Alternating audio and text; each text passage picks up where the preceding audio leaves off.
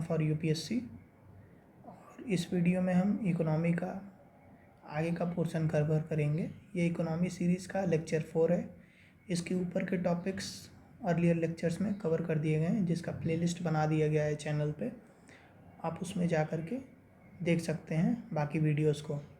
और चैनल का जो टेलीग्राम लिंक है वो भी मैंने कमेंट में मेंशन कर दिया है। आप उस पर जा कर के जुड़ सकते हैं और वीडियो की नोटिफिकेशन टाइमली पा सकते हैं। तो चलिए शुरू करते हैं। पहला हमारा टॉपिक है आज का कृषि विज्ञान केंद्र। ठीक, कृषि विज्ञान केंद्र ये लॉन्च इस्टेब्लिशमेंट हुआ था इसका ICAR द्वारा और सेलिब्रेट किया गया है गोल्डन जुबली ईयर। ठीक है, Indian council of agriculture research क्या है ICAR। इसका इस्टेब्लिशमेंट हुआ था 1929 में अंडर सोसाइटी रजिस्ट्रेशन एक्ट 1860। इसको पहले इंपीरियल काउंसिल एग्रीकल्चर रिसर्च के नाम से जाना जाता था। ये एक ऑटोनॉमस ऑर्गेनाइजेशन है under ministry of agriculture and farmers welfare के अंडर में। ठीक, इसका फंक्शन क्या क्या है? ये एक एपेक्स बॉडी की तरह काम करता है, कोऑर्डिनेट करता है, गाइड करता है, मैनेज करता है रिसर्च एंड एजुकेशन में in agriculture, horticulture, fisheries and animal sciences में। ठीक है, अब देखते हैं कृषि विज्ञान केंद्र क्या है। कृषि विज्ञान केंद्र जो है वो एम करता है assessment of location specific technology modules in agriculture and allied enterprises. जो एग्रीकल्चर और एलाइड इंटरप्राइजेस हैं उनकी जो टेक्नोलॉजी मॉड्यूल्स हैं लोकेशन स्पेसिफिक, उनका असेसमेंट ये करता है। ठीक है, और ये इकलौता ऐसा इंस्टीट्यूशन है डिस्ट्रिक्ट लेवल पे इंडिया में जो टेक्नोलॉजिकल बैकस्टॉपिंग को एग्रीकल्चर और एलाइड सेक्टर में उसको काउंटर करता है। टेक्नोलॉजिकल बैकस्टॉपिंग का कहने का मतलब कि जो एरियाज़ टेक्नोलॉजी की यूज़ किए बिना पीछे जा रहे हैं, ठीक, उनको ये काउंटर करने में मदद करता है। ठीक है, पीछे जाने में रोकता है। और ये इंटीग्रल पार्ट है NARS का, नार्स का, नेशनल एग्रीकल्चर रिसर्च सिस्टम का। ठीक, नार्स क्या है? ये इंडिया में कंप्राइज करता है कई इंस्टीट्यूट को लेकर के, जैसे Indian council of agriculture research, ठीक, नेशनल लेवल पे, और state agriculture universities state level पे। मेजर पार्टनर्स इसके जो हैं, ठीक, growth and development of agriculture research and education में। ठीक, ये पार्टनरशिप करते हैं growth and development of agriculture research and education. ठीक है, KVKs जो हैं इनकी फंक्शनिंग है नॉलेज और रिसोर्स सेंटर के तौर पे एग्रीकल्चर टेक्नोलॉजी के एरिया में, और ये लिंक करते हैं नार्स के साथ with extension system and farmers, जिससे ये अपने सिस्टम को और ज़्यादा एक्सटेंड करते हैं फार्मर्स के लिए। एग्रीकल्चर एक्सटेंशन कहने का मतलब क्या होता है? जैसे एग्रीकल्चर एडवाइजरी सर्विसेज के नाम से भी जाना जाता है। ठीक, ये क्रूशियल रोल प्ले करता है in boosting agriculture productivity, increasing food security, improving rural livelihood, promoting agriculture as engine of pro poor economic growth. Agriculture को एक इंजन की तरह यूज़ किया जाए इकोनॉमिक ग्रोथ को बूस्ट करने में। ठीक, currently there are 731 KVKs in the country. ठीक, जो इस्टेब्लिश किए गए थे 11 agriculture technology application research institute zones के अंडर में। ठीक, फाइनेंसिंग इसकी क्या है? 100% फाइनेंस किया जाता है सेंटर द्वारा, और जो वर्किंग है इसकी है ये स्टेट एग्रीकल्चर यूनिवर्सिटीज़ के अंडर और ICAR इंस्टीट्यूट के under, government and non government organisation working in agriculture, उनके अंडर में ये काम करते हैं। अदर इन्फॉर्मेशन में क्या है? डॉक्टर मोहन सिंह मेहता कमेटी जो थी इसने अपॉइंट किया गया था, ठीक, अपॉइंटेड बाय ICAR, जो ICAR द्वारा अपॉइंट की गई थी 1973 में। इसने जो कृषि विज्ञान केंद्र है इसका आइडिया मूट किया, मूट मतलब प्रोपगेट किया। ठीक है, पहली बार इसका आइडिया इन्होंने ही प्रोपगेट किया था। और फर्स्ट KVK जो है वो खुला पुंडुचेरी में, ठीक, इन 1974, जस्ट कमेटी की रिकमेंडेशन के बाद। 73 में रिकमेंडेशन आई, 74 में खुल गया। किस यूनिवर्सिटी के अंडर में? तमिलनाडु एग्रीकल्चर यूनिवर्सिटी के अंडर में। ठीक है, कोयम्बटूर। चैलेंजेस क्या क्या हैं? Challenges in agricultural extension services, जो एग्रीकल्चरल एक्सटेंशन सर्विसेज हैं यानी कि प्रोडक्टिविटी, फूड सिक्योरिटी बनाए रखना, रूरल लाइवलीहुड इम्प्रूव करना, इसमें क्या क्या चैलेंजेस हैं इन सब में। ठीक, पहला तो लिमिटेड रीच एंड एसेसिबिलिटी है। ठीक, जो कई फार्मर्स हैं रिमोट और मार्जिनलाइज एरियाज़ में, इनके पास अभी भी एक्सेस टू सर्विसेज नहीं है, यानी ये सर्विसेज को एक्सेस नहीं कर पा रहे हैं जो केवीके प्रोवाइड करती है। ये लेस फोकस करती हैं स्मॉल एंड मार्जिनल फार्मर्स पे। ठीक, जो स्मॉल फार्मर्स हैं वो इनके द्वारा दिए गए इनपुट्स लैक कर जाते हैं क्योंकि इनका जो नेटवर्क नहीं है उस एरिया में, इस वजह से इनके द्वारा इनपुट्स उनके तक नहीं पहुंच पाते हैं। एडिक्वेट इंफ्रास्ट्रक्चर, ठीक, सेवरल केवीके जो हैं वो लैक करते हैं नेसेसरी इंफ्रास्ट्रक्चर यहाँ तक कि, ठीक, ये वेल इक्विप्ड भी नहीं है, इनके पास लेबोरेटरीज़ की भी कमी है, डेमोन्स्ट्रेशन फार्म्स की कमी है एंड ट्रेनिंग फैसिलिटीज़ की भी कमी है। होता क्या है कि अगर ये किसी स्मॉल फार्मर्स के फील्ड पर टेस्टिंग भी करना चाहें तो फार्मर्स भी हेजिटेट करते हैं, इस वजह से वो भी एक जो क्रेडिबिलिटी है इनकी नहीं बन पाई है। तो मोस्टली जिनके पास लार्ज अमाउंट के लैंड रहते हैं वो एज अ रिस्क फैक्टर के लिए एक एरिया ले सकते हैं, बट जो स्मॉल फार्मर्स रहते हैं वो ये रिस्क नहीं उठाना चाहते हैं जल्दी। ठीक, इससे उनका बेनिफिट भी नहीं हो पाता है। नॉलेज एंड स्किल गैप्स, ठीक, जो स्टाफ्स हैं, ठीक, उनके स्किल और नॉलेज में गैप्स है क्योंकि पर्टिकुलर टाइम पे जो इमर्जिंग टेक्नोलॉजीज़ हैं और जो नए नए climate smart agriculture, precision farming, digital technologies जो आ रही हैं उनके बारे में उनको नॉलेज नहीं है। ठीक है, जैसे प्रेसिशन फार्मिंग में सेंसर्स और बाकी चीज़ों का यूज़ करते हुए जो यूज़ किया जा सकता है, जैसे ड्रोन का यूज़ करते हुए फर्टिलाइज़र स्प्रे हो रहा है, पेस्टिसाइड स्प्रे होता है। ठीक, डिजिटल टेक्नोलॉजीज़ का यूज़ करके लैंड एरिया मेजरमेंट होता है, एरिया के हिसाब से कौन सा क्रॉप फिट रहेगा ये एसेस करके उसके हिसाब से प्लांटिंग की जाती है। तो ये सब चीज़ों में जो है ग्राउंड लेवल पे अभी भी वो लैक कर रहे हैं। ठीक है, role of KVKs in agriculture extension services, KVK का क्या रोल है एग्रीकल्चर एक्सटेंशन सर्विस में? ऑन फार्म टेस्टिंग करते हैं ये। ठीक, ऑन फार्म टेस्टिंग से क्या होता है, ये एसेस करते हैं उनकी एडेप्टेबिलिटी को उस रीजन में। ठीक है, जो न्यू एग्रीकल्चर टेक्नोलॉजीज़ हैं उनकी। ठीक है, फ्रंट लाइन डिमॉन्स्ट्रेशन, ये डिमॉन्स्ट्रेट करते हैं जो लेटेस्ट एग्रीकल्चर टेक्नोलॉजी रहती है फार्मर्स को और उसके एक्सटेंशन में, हास्टली एक्सटेंशन में मदद करते हैं, जिससे expedite the technology generation and it's adaption. जैसे मॉडर्न इस समय में क्या हो रहा है, जो एजेंसीज़ हैं या फार्म मिनिस्ट्रीज़ हैं उनके द्वारा ड्रोन द्वारा स्प्रे कराया जा रहा है पेस्टिसाइड्स, और जो ट्रायल बेसिस पे free of cost pesticides and fertilisers को, ठीक, उसको स्प्रे कराया जा रहा है। उससे क्या होगा, फ्री ऑफ कॉस्ट जब रहेगा तो फार्मर्स उसको देखेंगे, कंपेयर करेंगे कि हाँ ये चीपेबल है, जो नॉर्मल फर्टिलाइज़र हम लोग यूज़ करते हैं उससे नैनो फर्टिलाइज़र ज़्यादा चीप है और कॉस्ट में और इफ़ेक्टिव है। इससे क्या होगा, उनका ट्रस्ट बिल्ड होगा और ये एरिया भी टेक्नोलॉजी यूज़ करना शुरू कर देंगे। ठीक, सर्वे सजेस्ट करता है कि 97.33% फार्मर जो केवीके से जुड़े हुए हैं, जिनको डेमो दिया गया है पैडी कल्टीवेशन में, उनका रिकॉर्ड अच्छा है। ठीक, compare to non demo farmers. Advisory services क्या क्या प्रोवाइड करता है? ठीक, ये नेसेसरी एडवाइजरी सर्विसेज फार्मर्स को प्रोवाइड करता है अलग अलग आस्पेक्ट में, जैसे cropping pattern, pest control, post harvest technology, soil पे प्रोवाइड करते हैं। ठीक है, सॉइल मेंटेनेंस को लेकर के ट्रेनिंग देते हैं। ठीक, ये फार्मर्स को अपडेट करते हैं with in the district from latest agriculture research और टेक्नोलॉजी से रिलेटेड ट्रेन करते हैं। Seed and planting material production, ठीक, ये फ्री ऑफ कॉस्ट डिस्ट्रीब्यूशन करते हैं फार्मर्स को, जो गुड्स हैं, गुड क्वालिटी के सीड और प्लांटिंग मटेरियल्स हैं, ताकि फार्मर्स उनको प्लांट करें और उनका जो भरोसा है उस पर बढ़े। Resource and knowledge centre work करते हैं as a resource and knowledge centre, supporting public private voluntary sector initiatives in agriculture economy. Conclusion क्या है, हमें ज़रूरत है स्ट्रेंथन करने की जो रिसोर्स बेस है और इनका बजटरी एलोकेशन भी ज़्यादा बढ़ाने का, और डेडिकेटेड ह्यूमन रिसोर्स इस पे एलोकेट किए जाएं, इनके रिसोर्स कंस्ट्रेंट को कम किया जाए जो फेस कर रहे हैं केवीके।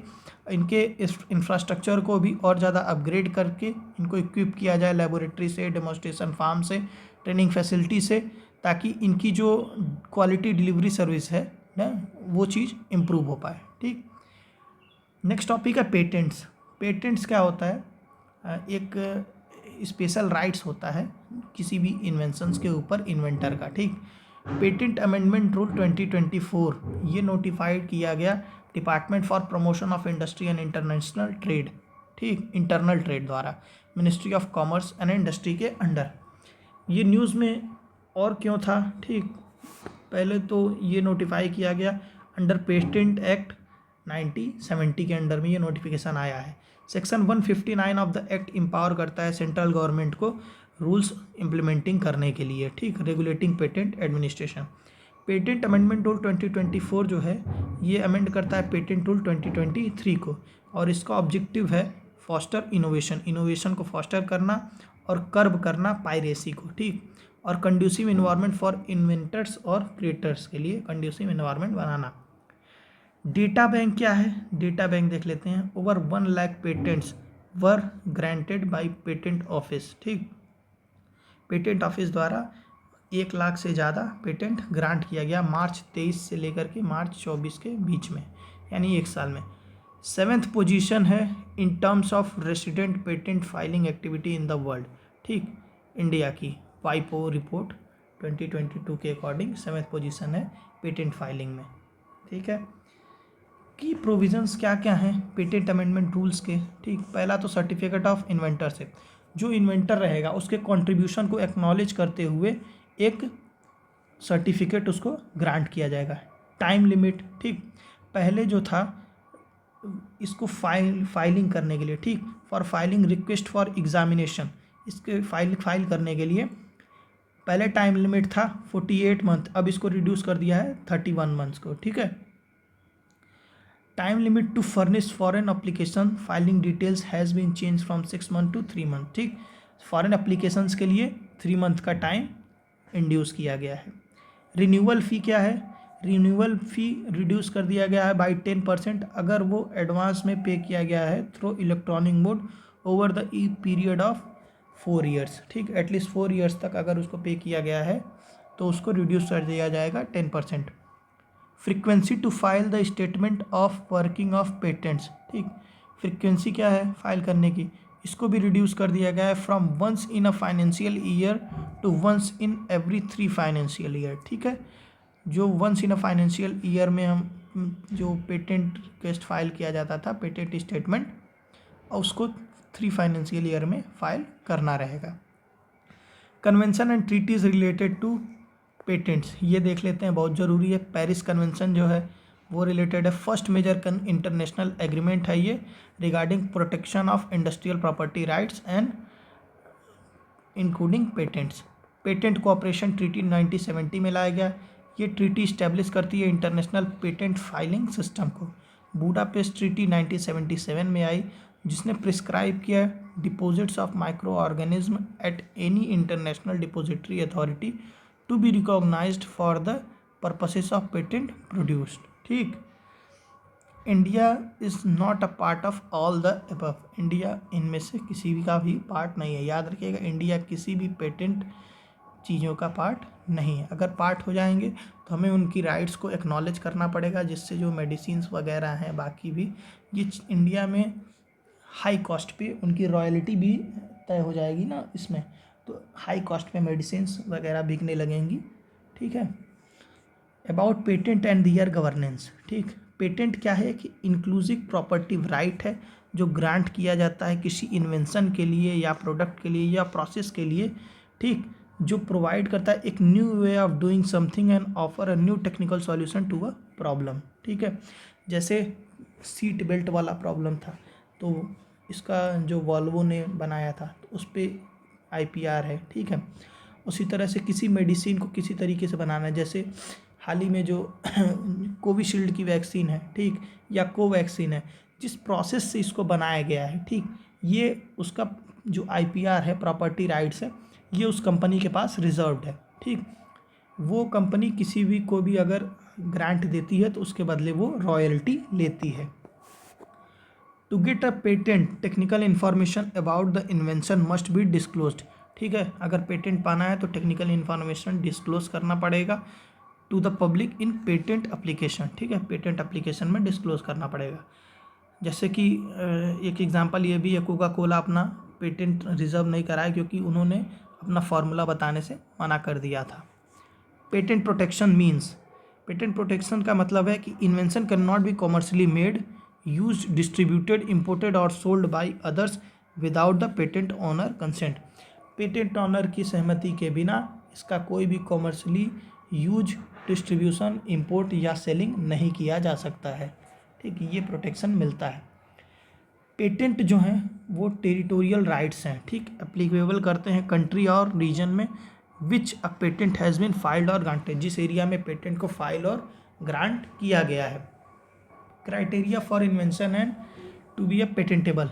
ठीक, invention to be a patentable के लिए क्राइटेरिया क्या है? इट शुड बी नॉवल, अलग होना चाहिए। ठीक, अलग यूनिक तरीका होना चाहिए। Must involve an inventive step, कोई इन्वेंटिव स्टेप इन्वॉल्व हो। कैपेबल ऑफ इंडस्ट्रियल एप्लीकेशन, इसका इंडस्ट्रियल एप्लीकेशन हो सके। It should not fall under the categories of invention that are excluded from patentability, और उन एरियाज में ना हो जिसको पेटेंटेबिलिटी से एक्सक्लूड करके रखा गया है उस कंसर्न जुरिस्डिक्शन में। ठीक है, आगे देखते हैं वर्ल्ड इंटेलेक्चुअल प्रॉपर्टी ऑर्गेनाइजेशन। ठीक, वीपो, ये क्या है? इसका जेनेसिस हुआ था 1967 में वीपो कन्वेंशन के तहत। ठीक, ये सेल्फ फंडिंग एजेंसी है यूएन की, जो ग्लोबल फोरम है intellectual property services, policy, information और कॉपरेशन पे। ठीक, आईपी के लिए एक यूएन की संस्था है। 193 मेंबर स्टेट्स हैं इंक्लूडिंग इंडिया। ठीक, ये गवर्न करती है कि इंफॉर्मेशन क्या है, ये गवर्न करती है ट्रीटीज रिलेटेड टू आईपीआर, जैसे ब्रेन कन्वेंशन। ठीक, और protection of literary and artistic works. It releases the global innovation index along with Cornell University and INSEAD. ठीक, ग्लोबल इनोवेशन इंडेक्स कौन करता है? याद रखिएगा, WIPO, world intellectual property organisation. ठीक है, it releases report like world intellectual property report. अब देखते हैं regulation of patents. Regulation of patents global level पे क्या है? ग्लोबल लेवल पे वर्ल्ड इंटेलेक्चुअल प्रॉपर्टी ऑर्गेनाइजेशन, जिसको अभी हम लोगों ने पढ़ा, वो इसको मैनेज करता है, रेगुलेट करता है। ठीक है, एंड अदर IPRs। और WIPO जो है वो एडमिनिस्टर करता है कन्वेंशन और ट्रीटीज रिलेटेड टू पेटेंट। ठीक, under this trade related aspect of IPR and agreement of world trade organisation was signed in 1994। TRIPS और वर्ल्ड ट्रेड ऑर्गेनाइजेशन जो IPR पे था, इसको साइन किया गया 1994 में। ठीक, ये ट्रिप्स क्या है? मोस्ट कॉम्प्रिहेंसिव मल्टीलेटरल एग्रीमेंट है इंटेलेक्चुअल प्रॉपर्टी पे, और प्ले करता है as a central role in facilitating trade in knowledge and creativity in resolving trade disputes over intellectual property. ठीक, ट्रेड डिस्प्यूट्स रिजॉल्व करने में मदद करता है। इंडिया में क्या है? इंडिया में पेटेंट जो है वो रेगुलेट किया जाता है पेटेंट एक्ट 1970 के तहत। ठीक, it repealed the India patent and design act 1991, जो India patent and design act को रिपील करके बनाया गया। हैज़ बीन अमेंडेड थ्राइस, 3 बार अमेंड किया जा चुका है, 1999, 2002 एंड 2005 में। अमेंडमेंट और 2005 ने इंश्योर किया कि जो पेटेंट एक्ट 1970 है विद WTO ट्रिप्स एग्रीमेंट, उसको उसके अलाइनमेंट में लाते हुए अमेंडमेंट किए गए 2005 में। ठीक है, amendment extended the product patent protection to the areas of pharmaceutical and agriculture chemicals. इस अमेंडमेंट ने एक्सटेंड किया इस जो पेटेंट वाली चीज़ को किस एरियाज में? फार्मास्यूटिकल्स में एंड एग्रीकल्चरल केमिकल्स में। एज पर द एक्ट, इस एक्ट के हिसाब से जो टाइम पीरियड है पेटेंट का वो 20 ईयर्स है। ठीक, और there are certain thing also which can not be patented in India. ठीक है, such as plants and animals in whole, और any part including seeds, varieties, species, essentially biological processes for production and propagation of plants and animal। ठीक, किसी biological process plants and animal के production के लिए, ठीक, उसको भी इंडिया में क्या किया जा सकता है, पेटेंट नहीं कराया जा सकता है। इशूज एंड चैलेंजेस क्या क्या हैं इसके रिगार्डिंग, ठीक, abolition of intellectual property appellate board, ठीक, एबॉलिशन हो गया इंटेलेक्चुअल प्रॉपर्टी एपेलेट बोर्ड का, ये किया गया था ट्रिब्यूनल रिफॉर्म एक्ट 2021 द्वारा, ठीक, जिसके फंक्शन थे कि जो commercial court and high court को असाइन कर दिए गए इसके फंक्शंस, ठीक। Abolition of specialised tribunal handling complex issues related to IPR में lead to creation of void in the handling appeals in IP cases. इसके एबॉलिशन से क्या हुआ, एक वॉइड क्रिएट हो गया इस स्पेसिफिक इशू में, ठीक। एवरग्रीनिंग ऑफ पेटेंट, जैसे कंपनी देखती हैं स्लाइट चेंजेस करती हैं, ठीक है, और फिर से उस प्रोडक्ट को पेटेंट करा लेती हैं, ठीक है। Company make slight changes to the formulation to extend the patent period, ठीक, guaranteeing their monopoly over the drug, ठीक। वो ड्रग के बनाने में थोड़ा सा स्लाइट चेंज करेंगी और उसके बाद उस पेटेंट कमोडिटी को पेटेंट करा लेंगी ताकि उनका कंट्रोल बना रहे और प्रॉफिट गेन कर सकें। अलाउिंग फॉर कंपल्सरी लाइसेंसिंग, ठीक, गवर्नमेंट जो है वो अलाउ करती है someone else to produce and patent product for process without consent of the patent owner और plans using the patent protected invention itself, ठीक। गवर्नमेंट जो है वो अलाउ करती है किसी भी पेटेंटेड प्रोडक्ट का प्रोडक्शन, ठीक, without the consent of patent owner के कंसेंट के बिना, और plans using the patent protected invention itself, ठीक, पेटेंट प्रोटेक्शन इन्वेंशन को बनाने। फॉर एग्जांपल के लिए देखते हैं, ठीक, जो लाइसेंस ग्रांट किया जाता है गवर्नमेंट द्वारा, ठीक, grant of licence to produce Nexavar एक कैंसर ड्रग है, ठीक, जो एक जेनेरिक ड्रग कंपनी, ठीक, एक कैंसर ड्रग है to a generic drug company, जो एक जेनेरिक ड्रग कंपनी को इसका लाइसेंस ग्रांट कर दिया गया ताकि वो जो जेनेरिक मेडिसिन है उसको बना सके, कैंसर ट्रीटमेंट को और कॉस्ट इफेक्टिव बनाया जा सके। Compulsory licensing is one of the flexibility in trips agreement. Compulsory licensing जो है ये एक वन ऑफ द फ्लेक्सिबिलिटीज़ है ट्रिप्स एग्रीमेंट में। लेंदी प्रोसेस है, ठीक, लेंदी प्रोसेस है पेटेंट्स को लेकर के इंडिया में। एवरेज टाइम जो लगता है चाइना और यूएस में 20 से 21 महीना, वहीं इंडिया में 1/3 of time taken in India, ठीक है, 1/3 समय लग जाता है एप्लीकेशन को डिस्पोज करने में, ठीक है। Low patent filing in terms of population, India registered 334.4 patents per million population in comparison to 4037 in by Korea, 2579 by Japan and 1806 by USA।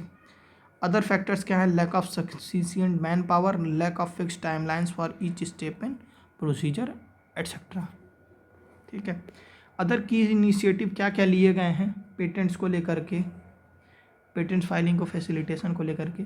National intellectual property rights policy in 2016 ये लाया गया, जो include करता है scheme startups को facilitate करता है IPR protection को लेकर के, ठीक, ये इंकरेज करता है filing of patent application by the startups, ठीक, एक्सपेडाइट करता है examination certain category of applicants के लिए, जैसे startups, small entities, women inventors, एक्सपीडिटेड grant of patent, इस एरियाज में जल्दी से पेटेंट को ग्रांट किया जाता है। National intellectual property awareness mission ये लाया गया एक फ्लैगशिप प्रोग्राम था, ठीक, अवेयरनेस और basic training in educational institution में दिया गया regarding intellectual property rights. Patent facilitation programme ये लाया गया, ठीक है, to scout patentable invention and provide full financial technical legal support in filing and obtaining patents, ठीक, पेटेंट को फाइल करने और ऑब्टेन करने में ये एक स्पेसिफिक प्रोग्राम लाया गया। रिडक्शन इन फिलिंग फीसेस, ठीक, फाइलिंग फ़ीस जो है पेटेंट में उसको रिड्यूस कर दिया, किसके लिए, स्टार्टअप्स के लिए, एमएसएमई के लिए, एजुकेशनल इंस्टीट्यूट के लिए, और ताकि इनकरेज किया जाए पेटेंट फाइलिंग को, ठीक। आईपी मित्र एक लाया गया स्टार्टअप्स के लिए, ठीक, trademark and design under the extended scheme for facilitating startups intellectual property protection. ठीक, अदर क्या है, establishment of centre of excellence in IP, centre of excellence जो इस्टेब्लिश किया गया इंटेलेक्चुअल प्रॉपर्टी में। ठीक है, modernisation of IP offices with study switch over from manual to computerise system of processing application, पहले मैनुअल होता था, अब कंप्यूटराइज हो गया है। Improved management of IP related information and creation of stronger public interface, IP management को और ज़्यादा इम्प्रूव किया गया और स्ट्रॉन्गर पब्लिक इंटरफेस को क्रिएट किया गया। कंक्लूजन क्या है, ठीक, पेटेंट जो है वो की रोल प्ले करता है इकोनॉमिक डेवलपमेंट में, तो इसको robust payment protection system, patent protection system लाया जाए, जिससे क्या हो, जो पेटेंट इन्वेंटर है उसको भी बेनिफिट मिल सके और कॉन्स्पिरेसी या पायरेसी पे रोक लग सके। Initiatives like reestablishment of IPAB ये किया जा सकता है, या research and development needs to be promoted in academics institute industrial sphere so that filing patent increase in the country. Research and development को ज़्यादा से ज़्यादा प्रमोट किया जाए ताकि जो रिसर्च फाइलिंग है वो इन्हेंस किया जा सके कंट्री में। इससे रिलेटेड और न्यूज़ क्या है, इंटरनेशनल इंटेलेक्चुअल प्रॉपर्टी इंडेक्स, ठीक, यूएस चैम्बर ऑफ कॉमर्स जो है इसने रिलीज़ किया 12th एडिशन इस इंडेक्स का। टॉप कंट्रीज़ जो हैं, ठीक, उसमें यूएसए, यूके, फ्रांस है।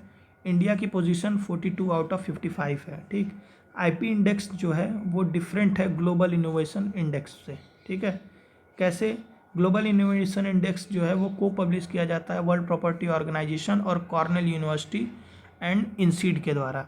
वही जीआईआई में इंडिया की रैंकिंग 40 है 132 इकोनॉमीज में। ठीक, trade secret and economic espionage, law commission published its 289th report on trade secret and economic espionage पे लॉ कमीशन ने अपनी रिपोर्ट पब्लिश की। पहले 2017 में department of legal affairs and legislative department ने फॉरवर्ड किया a reference to law commission to examine possibility of enacting trade secret and economic espionage act. ठीक, law जो department of legal affair and legislative department था, इसने forward किया एक reference law commission को कि जो ट्रेड एंड सीक्रेट एक्ट और इकोनॉमिक एस्पेनेज एक्ट है इसकी एग्नेक्टिंग को, उसकी पॉसिबिलिटी को एग्जामिन करें। ठीक, ट्रेड सीक्रेट्स क्या है, ये इनकम्पास करता है कॉन्फिडेंशियल बिजनेस इंफॉर्मेशन को विच में बी सोल्ड और लाइसेंस्ड, जिसको बेचा और लाइसेंस करवाया जा सके, relatively new to entrant within the domain of IPR. ठीक, ये आईपीआर के डोमेन में एक नया चीज़ है। इकोनॉमिक एस्पेनेज क्या है, ये एक act of deliberate acquisition of confidential information from domestic companies and government entities to benefit foreign state. ठीक, एक्ट ऑफ डेलिब्रेट एक्विजिशन है ये, जो कॉन्फिडेंशियल जो इकोनॉमिक इंफॉर्मेशन है किसी कंट्री की, उसको गवर्नमेंट एंटिटी या प्राइवेट प्लेयर्स द्वारा रैंसैक करती हैं फॉरेन नेशंस ताकि उनको फ़ायदा मिल सके। ठीक है, it can be economic, industrial और कॉमर्शियल है, ये इकोनॉमिक, इंडस्ट्रियल और कॉमर्शियल भी हो सकता है। Need to enact law on TS and EE, जो ट्रेड सीक्रेट है और इकोनॉमिक एस्पेनेज है उस पर लॉ इनेक्ट करने की क्यों ज़रूरत है, ताकि टेक्नोलॉजी ट्रांसफ़र इनेबल हो सके, कोऑपरेशन हो इंडस्ट्रीज़ में, क्रॉस बॉर्डर इंडस्ट्रीज़ जो हैं, और प्रोटेक्ट किया जा सके creative resources and intellectual capital of MSME and startups को। ठीक, प्रोटेक्ट किया जा सके क्रिटिकल टेक्नोलॉजी सेक्टर्स को such as defence, nuclear, telecom etcetera from economic espionage से। ठीक, एस्पेनेज होने से बचाया जा सके, और कंसोलिडेट किया जा सके एग्जिस्टिंग फ्रेगमेंटेड लीगल फ्रेमवर्क को to ensure certainty and better compliance. ठीक, ताकि उसको और ज़्यादा बेटर तरीके से कॉम्प्लायंस यानी अनुपालन किया जा सके, जो एग्जिस्टिंग फ्रेगमेंटेड लीगल फ्रेमवर्क हैं उसको कंसोलिडेट करके। ठीक है, एक में करके। की रिकमेंडेशंस क्या क्या हैं, इनेक्ट किया जाए separate laws for trade secrets and economic espionage. ठीक, ये कॉमर्शियल एस्पेनेज की जो बात की गई। ठीक, however will fall within the purview of propose trade services act, ये ट्रेड सर्विसेज एक्ट के परव्यू में ही फॉल करेगा। Provide board definition of TS, ठीक। जो ट्रेड सीक्रेट है इसका डिफिनीशन जो है वो ब्रॉड रखा जाए और जुडिशरी को जो है